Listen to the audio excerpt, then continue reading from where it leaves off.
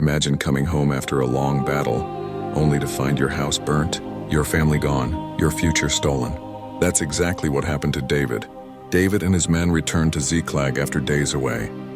They were tired, they were hungry, but nothing prepared them for what they saw. The city was destroyed by fire. Their wives, their children, everything they loved was gone. The Amalekites had attacked, looted the city, and taken everyone captive. Not one person was left behind.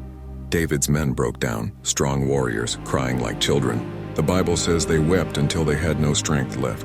Then something dangerous happened. Pain turned into anger. The same men who followed David into battle started blaming him. They talked about stoning him. David had lost everything too. His family was gone, his city destroyed, and now his own people wanted him dead. But here's the turning point. When David had nothing left, he turned to God. The Bible says, David encouraged himself in the Lord his God. No crowd, no support, just faith. David called the priest and asked for the ephod. Then he asked God a clear question. Shall I pursue these enemies? Will I overtake them? God answered. Pursue, you will surely overtake them and recover all. Not some, not a little, all. David didn't delay. He gathered his men and went after the Amalekites. Along the way, 200 men became too tired to continue. They stayed behind. Only 400 moved forward. Then God did something unexpected. They found an Egyptian slave left behind by the Amalekites. He was sick, hungry, almost dead. Instead of ignoring him, David helped him. That one act of kindness changed everything.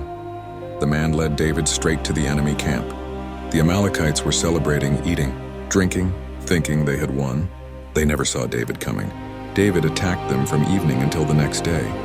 The victory was complete. The Bible says David recovered everything.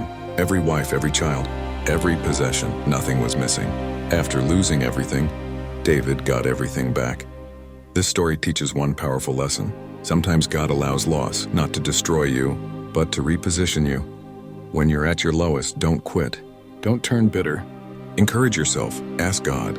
Move in faith because recovery is possible. Like and subscribe for more videos like this.